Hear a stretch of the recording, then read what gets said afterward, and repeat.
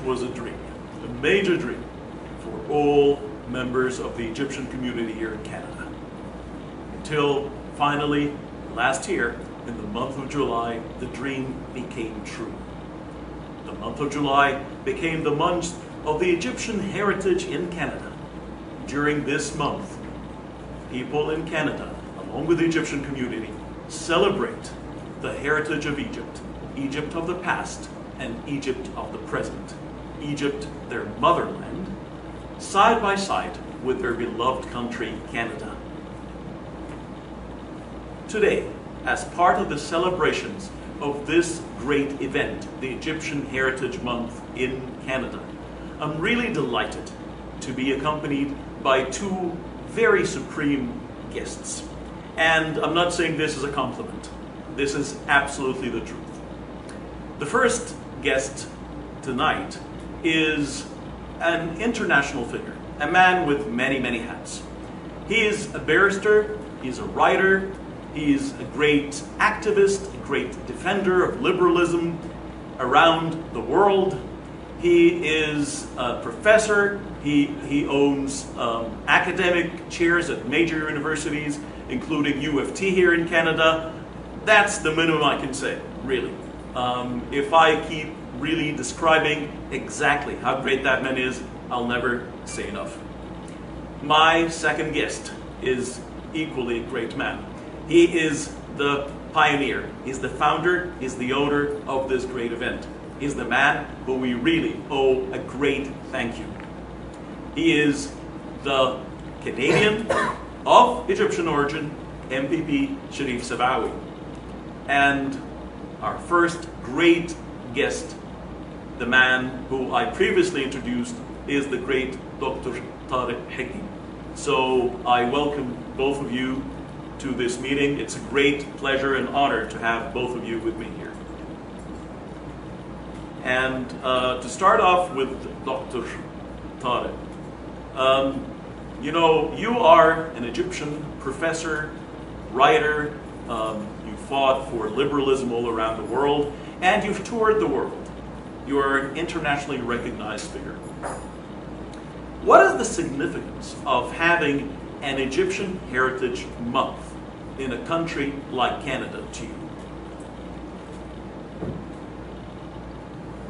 I almost think that we never introduced our heritage, our history, our culture the way it deserves. I even go beyond that and I say I don't think that we did 4 or 5% of the job required. If we go back to the 19th century, Europe was crazy about Egyptology. When people say that we have a word, Egyptology, to describe the academic genius in our history, I always say, no, there is another word, Egyptomania. And this is a unique word.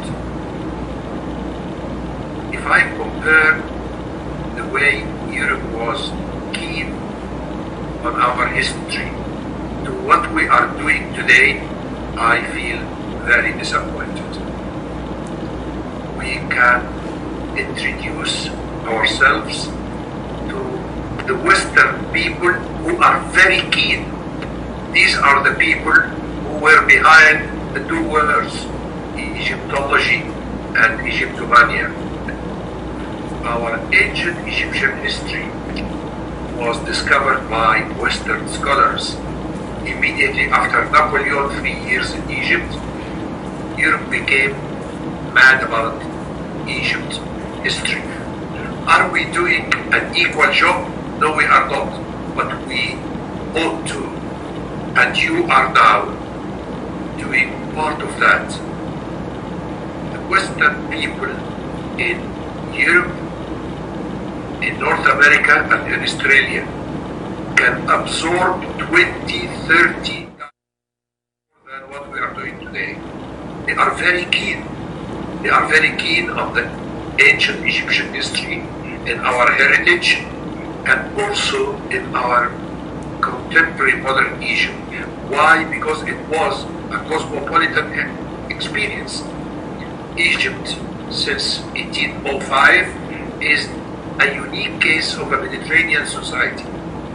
And I believe that we ought to do double, triple the efforts to make those who are keen already to receive from our side what satisfies their keenness about our history and about our present time. So thank you very much for this, Dr. Tarek, because really, yes, Egyptomania, Egyptology, like the science of Egypt, it's like, it's a very unique word to have a science after Egypt.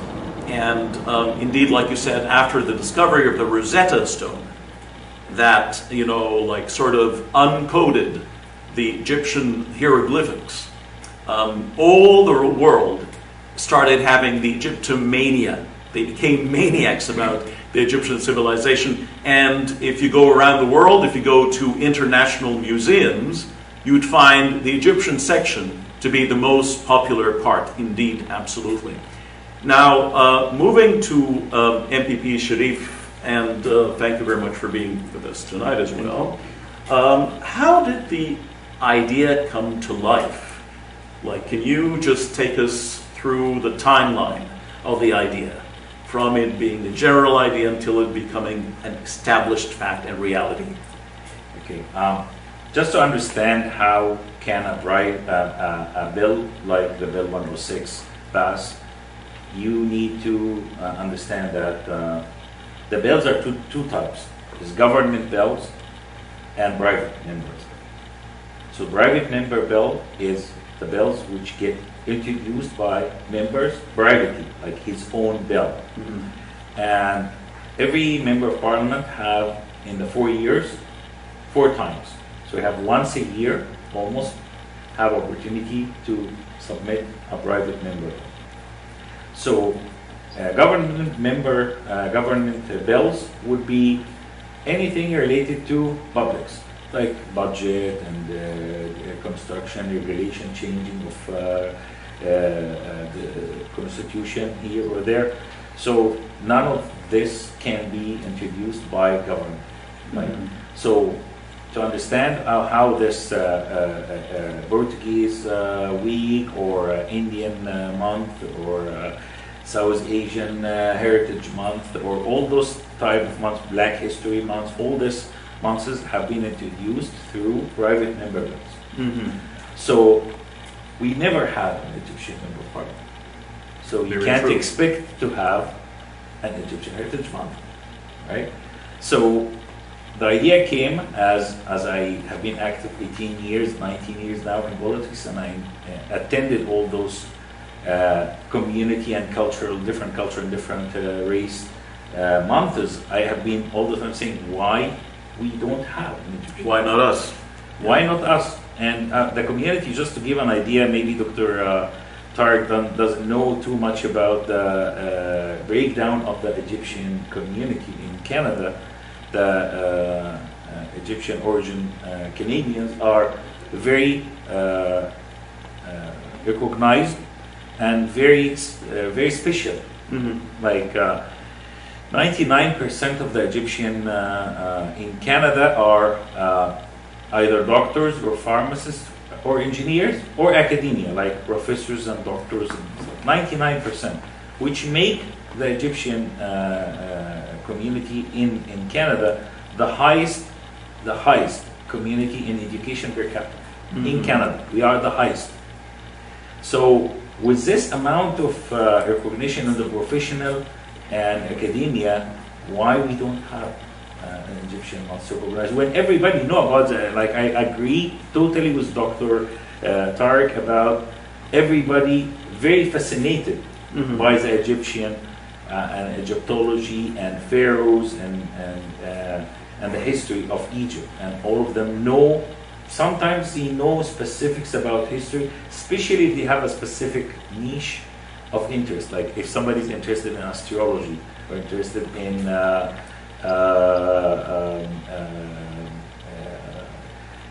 mummies, mummification, Yeah. or interested specific about magic, or like, so he already read enough about the Egyptian history and old Egyptians. How everything began, really, like how everything began. It's the cradle of civilization and human knowledge. Yes. So that where the idea came from. I said, like, we need that. And as soon as I won my seat in the parliament in 7th of June 2018, and I was decided that the first opportunity would come to me, I will introduce the Egyptian Heritage Month. Again, it doesn't mean that you apply or put the bill forward, that means it gets achieved. Like the Greek community have been much faster than us into this. They have, I think, more than 5 members of parliament federally and provincially, and they didn't manage to pass it. They put the bill 3 times and they failed to pass it. So that was a lesson. Like when I decided to do it, we have been working for about 3 months to make sure that everything lined up properly. The oppositions, even the independent member of parliaments were supporting it. And I still have the recording, which I will do. I would invite Dr. Heggy at some point of time to give us a couple of words in the documentary we are doing about the Egyptian Heritage Month. We are putting a documentary. We'll put some parts of the speeches of each of even the opposition. They spoke very highly about their honor to support an Egyptian heritage. So you worked on all the loopholes and you tried to make it sort of flawless. Yes. Which was definitely a lot of hard and very diligent work. Yes, it passed anonymously. That means not even one person objected. Yeah, absolutely. And that doesn't happen too much in Parliament. Absolutely. This is something you should be really commended for, and you did that genuinely from deeply in your heart, like with no, like personal intent in that. And going back to Dr. Tarek, you are an expert in many, many fields, including like civilizations and liberalism, and both of Canada and Egypt played at 2 different eras, 2 different times in human history, a role of a pot of integration, a pot of assimilation, not a melting pot model. So sometimes people might call that like a salad bowl. So in the ancient times, even before, at the dawn of history, Egypt was the cradle of civilization and had interaction with all different civilizations around the world. Again, during the Middle Ages, a lot of civilizations, came into the Egyptian fabric, but they were not forced to become part of it, but they deliberately dissolved and assimilated completely into the Egyptian culture. On the other hand, today, Canada is the world leader of integration and harmony between multi-cultures. And as we say here in Canada, we are strong because of our differences, not in spite of them. So some few other countries, maybe like Singapore, like other countries with different, structures of demographics, they have different ethnic groups, different religious groups, were successful in combining them in absolute harmony. Unfortunately, this is something that most other countries did not succeed in doing. That's why today we find a lot of, atrocities and a lot of conflicts around the world. So what is the secret recipe for that, if the term may apply? Like, what does it take for you to be an all-encompassing and like a cultural sponge that would absorb everyone else? I think this is a question that could be answered in a few minutes, but also in books. It's an extremely important subject you shed light on. Egypt, as we all know, had a golden time in the 19th and 20th century when it was reflecting what you just talked about. When Egypt of Muhammad Ali, which continued from 1805 to 1952, was an example of what you just talked about. We had the Greeks in Alexandria, we had the Armenians, we had the Maltese, we had the Italians, we had the French, we had the three sects of the Jews. We had the Karaite Jews, we had the Rabbanic Jews, and the Rabbanic Jews have two groups. We had them both, the Ashkenazi and the Sephardi. This is the secret, that you do not lock yourself into a narrow identity. Egypt, as Taha Hussein said, is a product of the Mediterranean. The more we realize this, the better we are. Number one, we sort out any problem between Muslim Egyptians and Christian Egyptians. Number two, we recognize what people from Grand Syria, from Turkey, from Greece, from Italy, from Malta have done to our culture. Look at our art, the cinema, the theater, the magazines. The pioneers were all from Lebanon and Syria, but Egypt. And when somebody says to me, all of your papers and magazines were established by Syrians, Palestinians, and Lebanese, I say, but why they didn't do this job over there? They could have done it at their own country. So it must be a secret in the place. What made Naguib al-Rahani to come to Egypt? What made Badi'a Masadni to come to Egypt? What made all the actors, singers that we all talk about them as if they are Egyptians and they are not. Sabah is not an Egyptian. Naguib al-Rahani, as I mentioned, imagine a non-Egyptian coming to make the Egyptians to laugh. We always thought that we are the kings of this domain, but he is a Maronite from Iraq. And even the king of our colloquial Egyptian poetry, his name is Bayram al-Tunsi. The man came from Tunisia.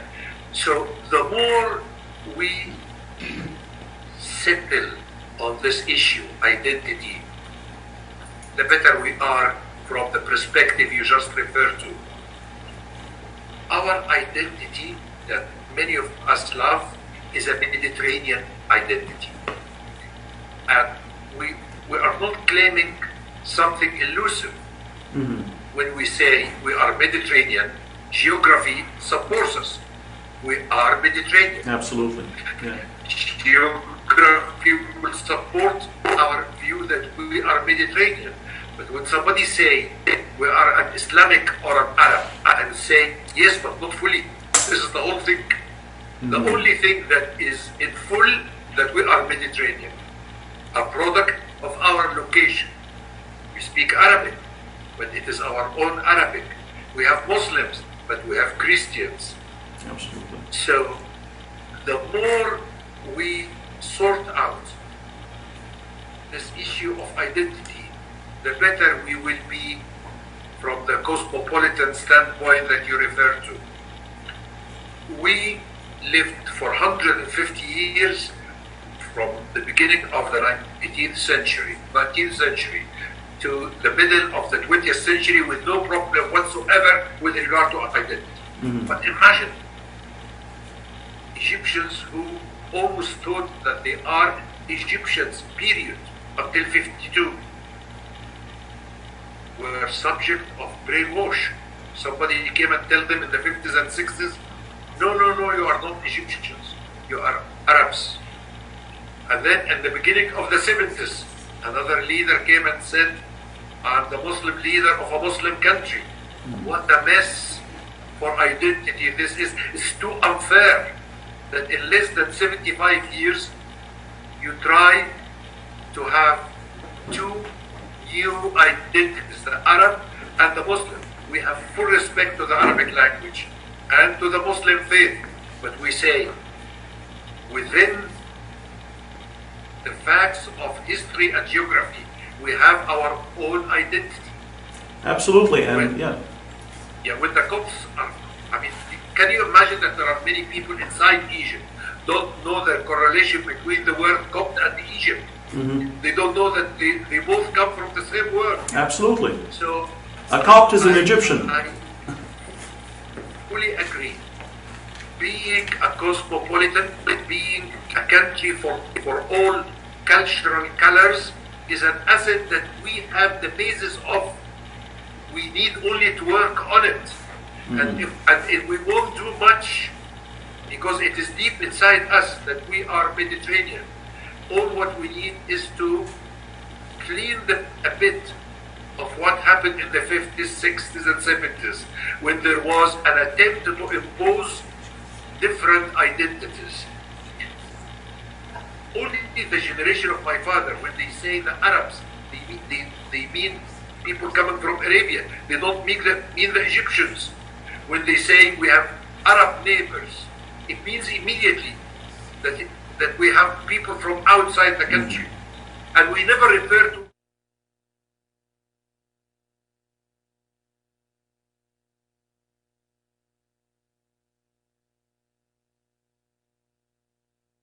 that you shed light on a very important point. One of our assets is our ability to be cosmopolitan, international, multicultural. We are not going to create it. It is there. We need only to do some work on it. I would like to comment on what you said before, when you said the Egyptian section in museums. 5 months ago, I was in Turin. I entered the Museum of Turin and I asked about the Egyptian section. They told me there is no Egyptian section. The whole thing here is Egyptian. Look at the name of the museum. The name of the museum in Turin is called the Egyptian Museum. Imagine 5 floors of Egyptian antiquity. It means a lot. Do you know that there is nothing like this for any other country? Absolutely. You will not go to Milan or Rome and find the Lebanese museum. I mean, with my full love and respect to Lebanon, but there is nothing as such. And the Egyptian obelisks as well that are found in France, in the USA, in the Vatican, just like one Egyptian obelisk, and it's put in the most significant center of each of these, cosmopolitan and metropolitan cities. Absolutely, thank you very much. And moving to MPP Sharif, you are a role model, really, I guess, for that. And you are someone who's so proud of your Egyptian heritage, your Egyptian origin. Yes. But you're a member of Parliament in Canada. Yes. You are a lawmaker. You're part of the legislative body here in Canada. Yes. So, what is your secret, formula here for being so Canadian, so fully immersed in the Canadian culture, being a very proud Canadian like you are, but at the same time being proud of your Egyptian heritage? Yes, I agree 100% with what you said, and actually it's a secret. You already said it in what you introduced me as, a proud Egyptian, but Canadian. Yeah. So the secret here is Canada embrace different cultures. I'm not saying let's say, oh, let them do whatever they like. Mm-hmm. No, it's not that. We would like to celebrate with you. We would like to join you. We would like to understand.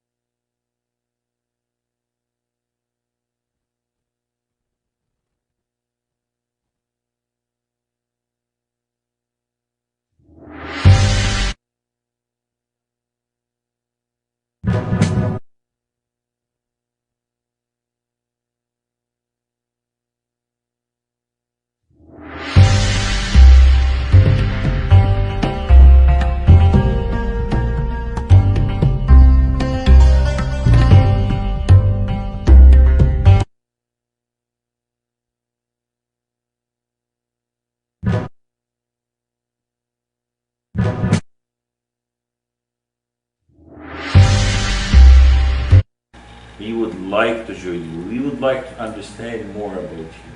And you can see that, like the whole Canadian community and the political system as well, like the government and everybody.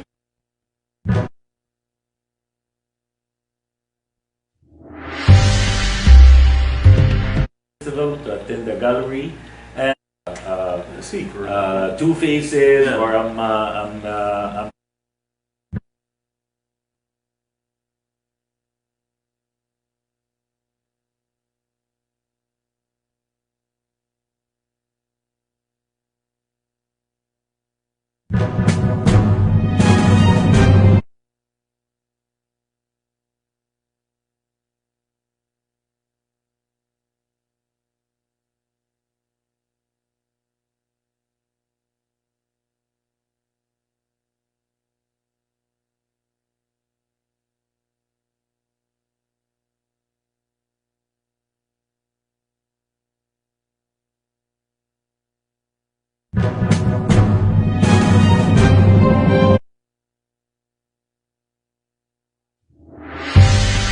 only not only letting them do their celebration, like allowing them to do celebration. No, we do join them. Mm-hmm. We like to celebrate. We like to.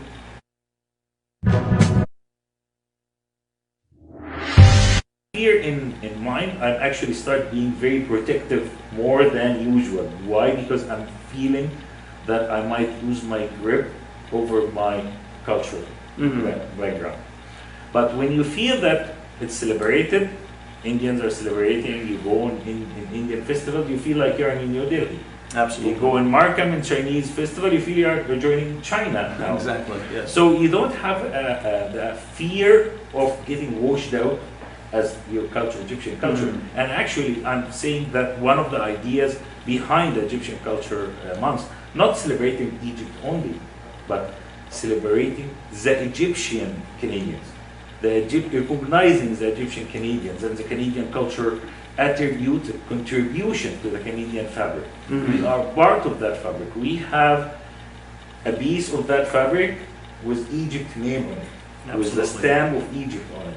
And that's very proud for us to say we are Egyptians. And we are not afraid to say, oh, Canadians are going to feel bad about that. No, because every Canadian here, even if you met somebody who said, I'm 7th generation Canadian, but my 7th grandfather was from Ireland, absolutely, or from England, absolutely, or from Serbia, or from Egypt, or from anywhere in the world. So to start with, everyone in Canada have some heritage, absolutely, of some sort.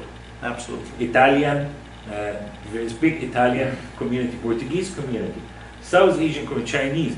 I have a Chinese friend who's Canadian for 7th generation. I'm saying, like, I never thought about Chinese coming to Canada in the early 1900s.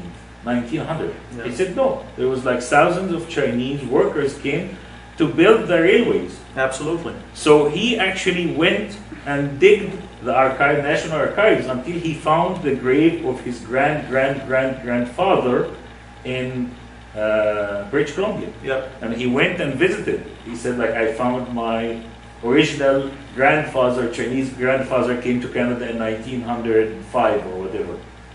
So with that said, it's very important to us to understand that it doesn't decrease our Canadian patriotism to say we are Egyptian Canadians. Mm-hmm. And we celebrate that. And again, like, the most important thing I advise all the Canadian Egyptians or Canadian immigrants is celebrate with others.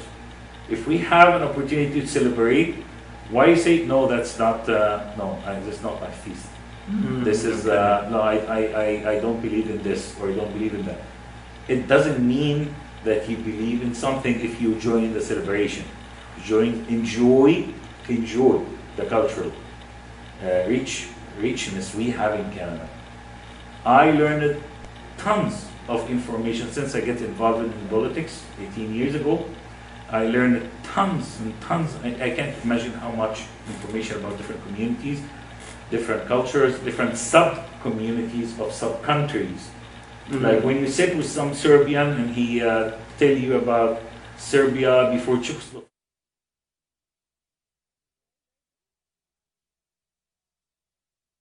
Not written history. Like sometimes this information you gather, if you go and dig in the internet, most probably sometimes you don't find it. Absolutely. It's not written Yeah. history, Yeah. it's real history. People who lived that era, or his grandfather lived that era. I would give another example, which is I was very astonished about when we talk about multiculturalism. I visited the Sikh Heritage Museum, and they had a tombstone, 1913. Wow. So written in Indian Hindu writing and English. This soldier died protecting or fighting for the Queen, 1913.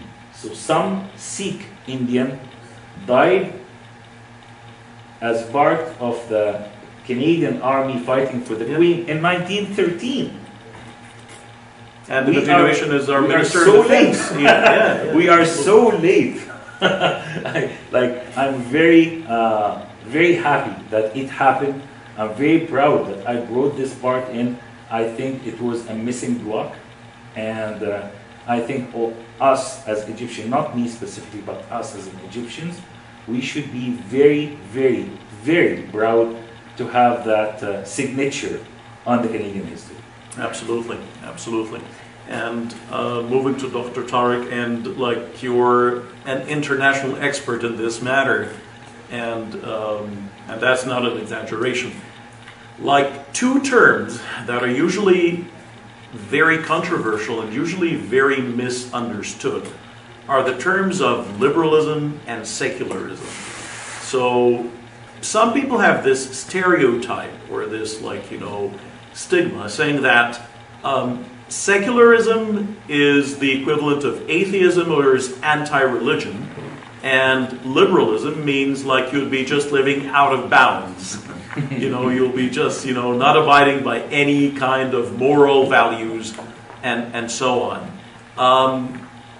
Before I ask my next question, I would like to get from you how you view both of these terms and the very correct definition of both terms, liberalism and secularism, please.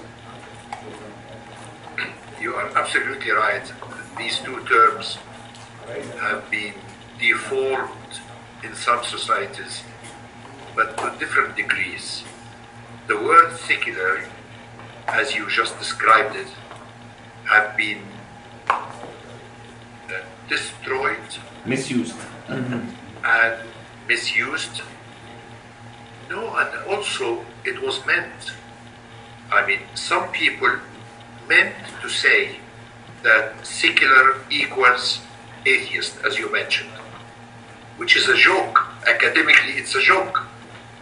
Secular means that you believe that religion is a personal matter. The state has no religion.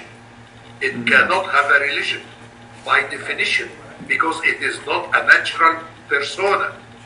It is a moral persona. So religion is related to natural persons. You and I, Mr. Sharif, are natural persons. So we could have religion. The state cannot have a religion. It will be silly to say. Islamic country, it is deformation. So the word secular means actually that Europe, over the decades of struggle, reached the following: in order that we keep the clergy far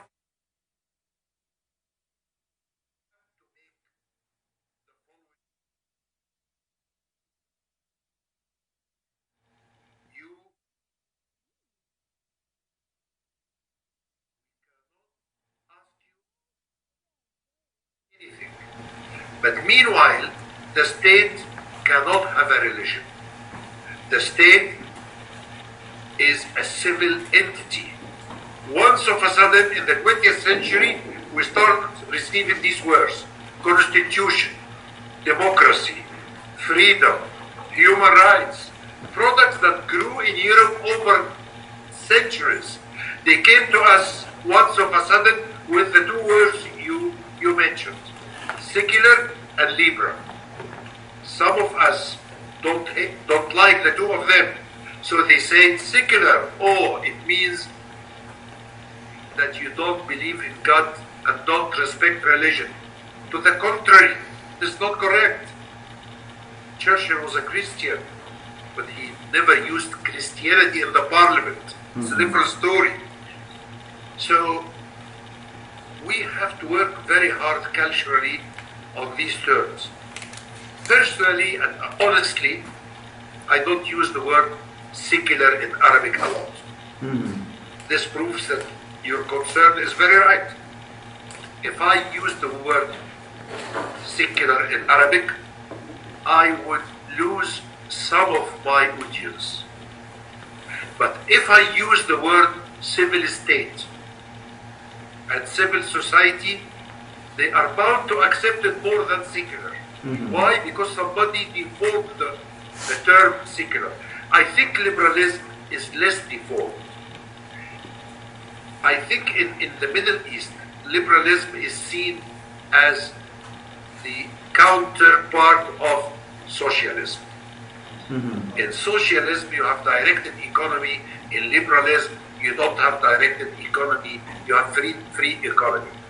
Very few people take liberalism the way you mentioned, i.e., I'm free to do whatever I want.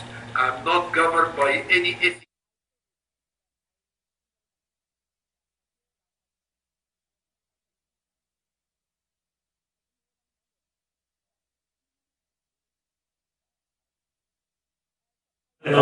Thank you very much for the clarification, Dr. Tarek. And back to Sharif here, like again, from your own first-hand experience. Now, some people would argue that secularism and liberalism usually come hand in hand. They're totally inseparable. You cannot have liberalism without secularism and vice versa. This is my first part of the question, but the complementary part here is that, do you think that this is part of the very special structure of the Canadian policy? Like, this is the way Canada succeeded in creating this multicultural fabric? Of course, like secularism and liberalism are part of the Canadian values. And again, when I say liberalism, some people will go to the Liberal Party. Liberalism is something, and Liberal Party is different. Okay. And liberalism is a very generic. I'm conservative. I'm representing conservative, but so the liberalism in the way of thinking, in the way of looking to the other, in the way of evaluating the rights of everyone. That's liberalism. This is a core Canadian value, core Western value, actually, not even Canadian value. It's core Western value. I'm free as long as my freedom does not touch your freedom. As long as I'm not getting to over your rights, I'm free to do whatever I like, and nobody should object that because I'm not hurting anybody. Okay. Yeah. So this is a core value of our Western civilization here in Canada and everywhere else. And again, to build on what Dr. Tarek said in regards to the multiculturalism and the people coming from all over the world, and how Egypt was the go-to place, the go-to heaven for many escapers who escaped from whatever it is. It's a war, Armenian from a genocide, Nubian, Sudanese, Arabic, Arabians, Moroccans, like all those people escaped to Egypt because there was a system which protect them, protect their rights as human, protect their rights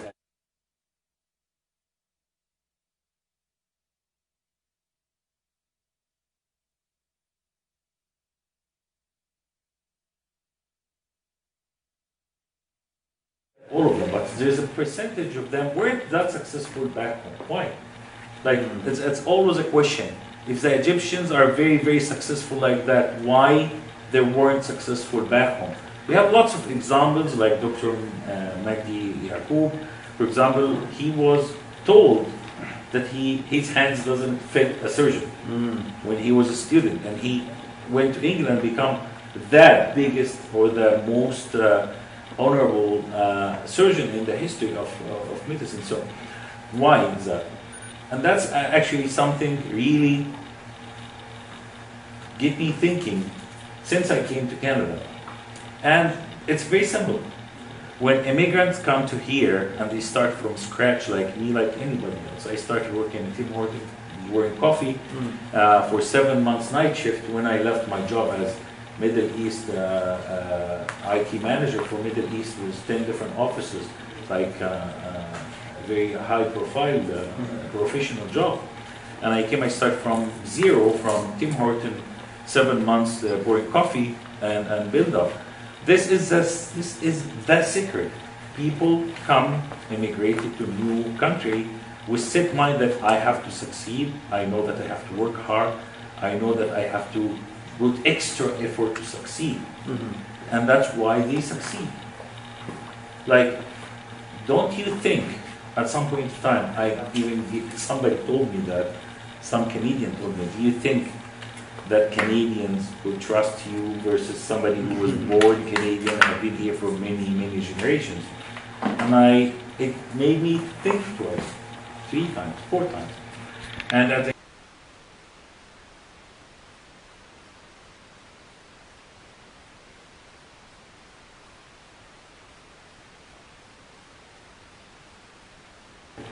And that's why I managed to reach this, because I managed to get the trust of not the Egyptians, like just to give maybe not a secret, like that Egyptians in my writing, deity, in my writing, not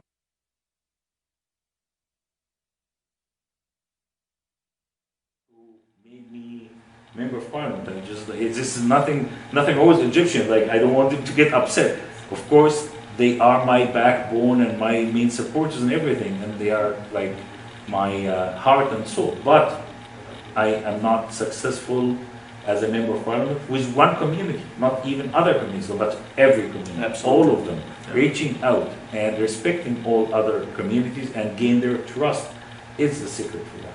So every immigrant come to Canada know that he have to work hard, and he work extra hours, and he work much harder maybe than Canadian who was born here, because he feel that if he didn't do that, he's not going to succeed. And that's how they end up successful. And the same with people who, geniuses who exceeded in Egypt, like Naguib Berhane, all those actors and singers who came to Egypt. Majority of them came with zero. Like, they didn't have lots of money. When you talk to any of those famous entities, they will tell you about they were broke, they couldn't pay their rent. Absolutely. When they came to Egypt, they didn't have enough money, but they worked hard and they worked from their deep of their souls to be successful. And that's why they ended up successful. So, do you think here again that secularism, like separation of church and state, or separation of mosque and state, separation of any religious, backing and state, and liberalism, which is exactly like Dr. Tarek commented, it's not anarchy, it's not chaos. Liberalism is not chaos, but it's, like you said, it's your freedom ends when my freedom starts. Yes. So, do you think that this was the real essence, like this separation of state and religion in Canada? Definitely. I mean, look at it. Like, we have, I think the count I last year, there was like 52 different religions. So imagine that the state was giving some favorism for a specific religion, whatever it is. Like, I wouldn't name any names. So that means that all those 51 different religions will be discriminated. Or Absolutely. I wouldn't even go as far as saying discriminated, maybe obstructed. Undermined, maybe. Undermined, Yeah. obstructed. Okay, so and we don't see that. Like as you said, you see a Minister of Defense who's a turban. You go to all the police different departments, and you would see like a Chinese officer working beside a black officer working beside a Sikh with a turban beside Pakistani guy. Like it's a mix, and as long as everybody respect everybody, then we don't have a problem. The problem will start, as Dr. Tarek said, the problem will start when any group think that he's illegal. Okay. Religious-wise, race-wise, background-wise, any wise, it doesn't matter. As soon as they think that they are wrong, now we have. Thank you very much for that. And Dr. Tarek, like again, secularism. Unfortunately, there are some countries around the world. I prefer not to mention specific names of countries, but there are some countries. If you read their constitution says that this is a secular country, and they might have a secular like set of laws or like their legislation. Their constitution is generally secular, but their people are not. So how can you have a secular population? Because I mean here, like having people in their daily lives, when I deal with someone, I don't have a prejudice against them because of their religion. And secularism, again, involves all forms of fighting all forms of discrimination. So I just judge the human as a human. What kind of values does he have? What kind of service does he give to the people? So how can we have a secular society and not only a secular government? This depends on what we mean by secular.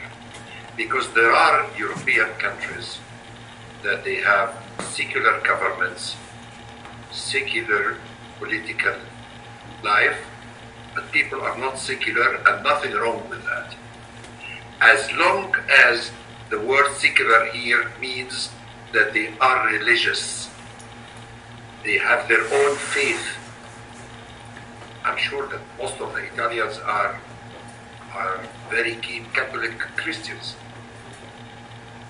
But this doesn't go beyond being a faith, a personal matter. If we mean that once they are not secular, they will not treat other fellow citizens in aggressive or offensive way, this means that you have a cultural problem. I think that Egypt today is trying to sort out these problems. It faces opposition from within the state, from within the system, because we left it to grow in the wrong direction for many years. I mean, we never saw a president of Egypt, and this is funny and very saddening, that goes to the Christians on the 6th of January to their cathedral to congratulate them of the feast, except in 2015. It was Mubarak never did it. Sadat never did it. Nasser never did it.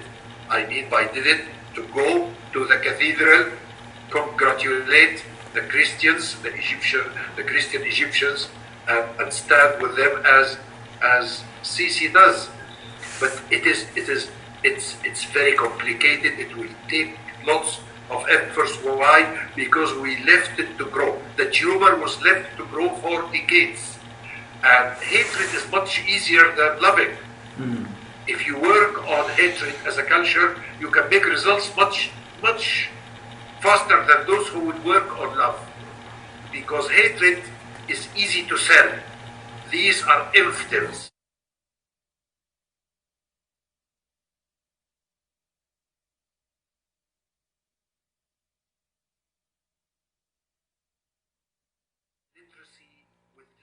educational levels to sell hatred.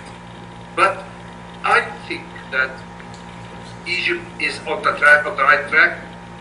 The opposition is enormous from within the system.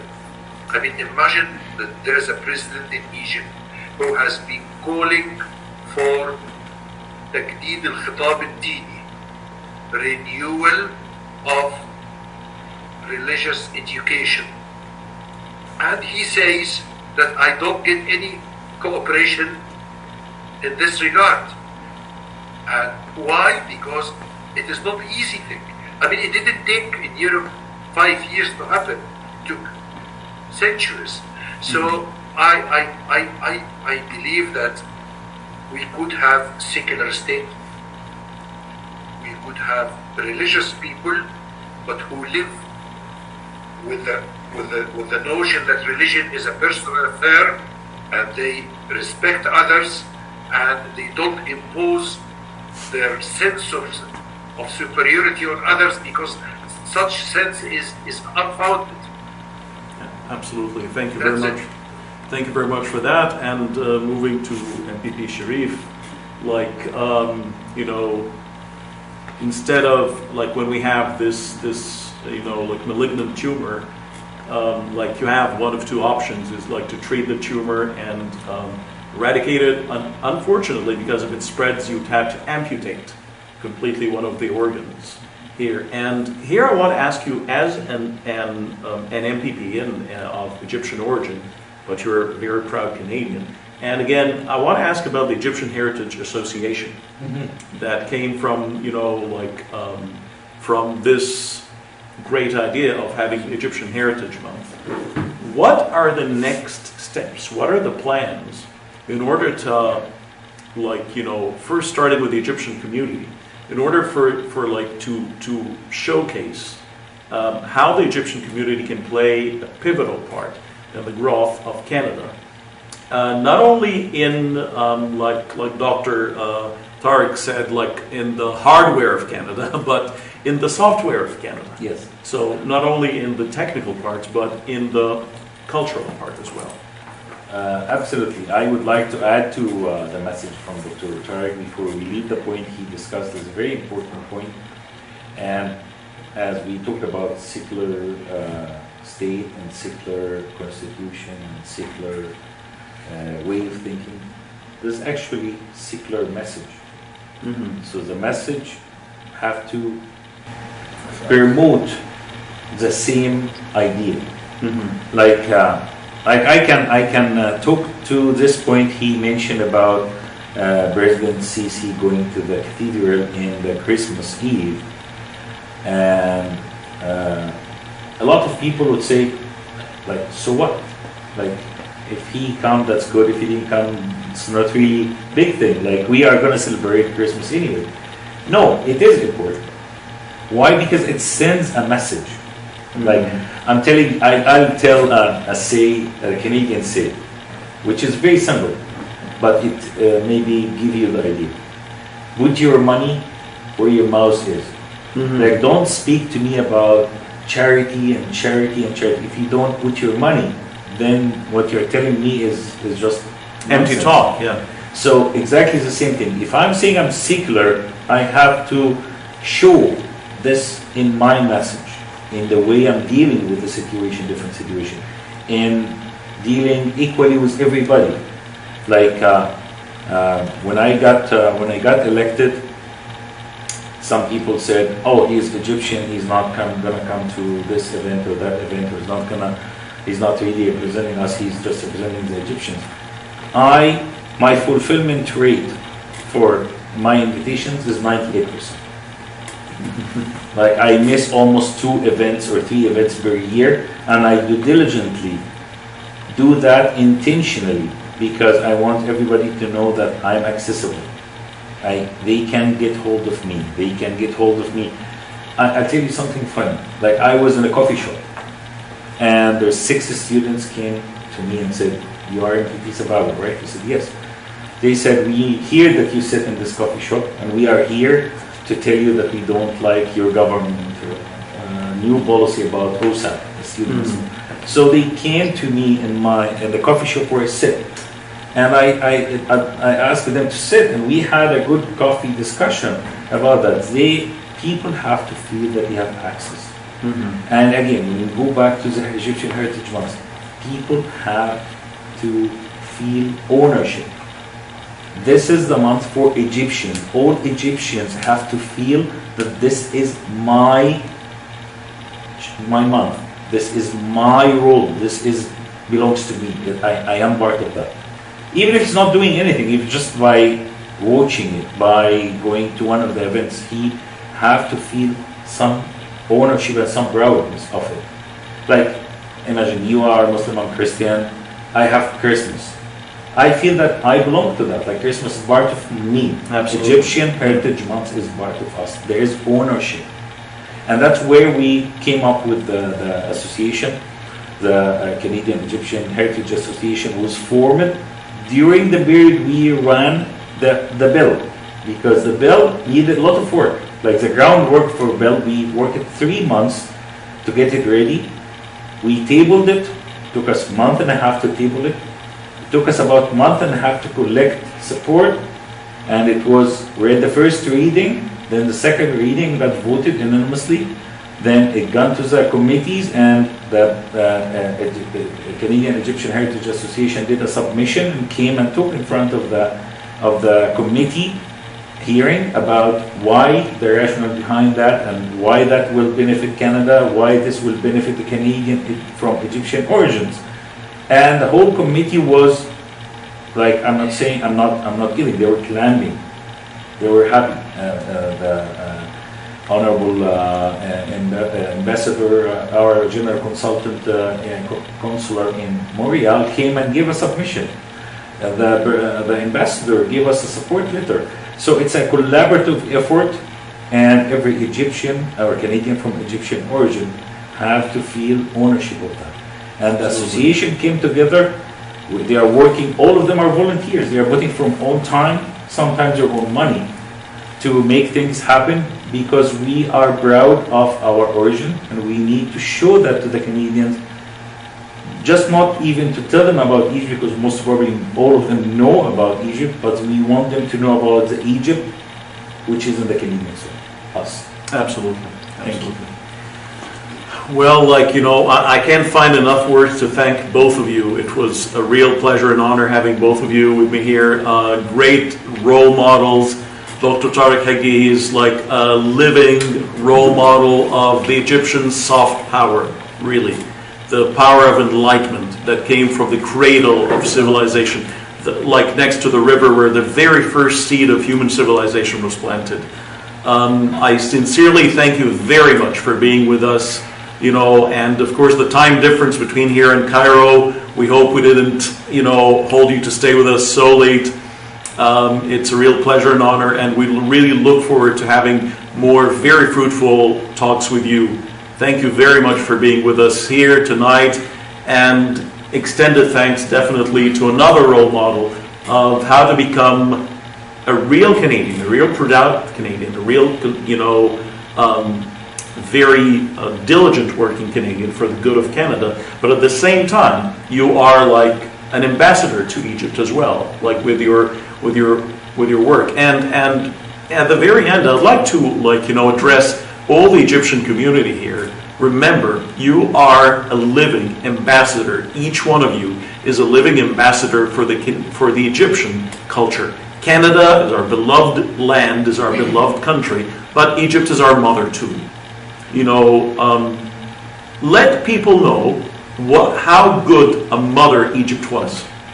Because, when you see the children, how they behave, their manners, tells you a lot about their mother. So please, honor your mother. Give her a good name. It's time to show Canada and the world what Egyptians are, what they can give, and what kind of a great mother they came from. Thank you very much for joining us tonight. Thank you very much for both very honorable guests. Until we meet again, have a very pleasant night. This was Mohammed Al-Hadary. Thank you very much.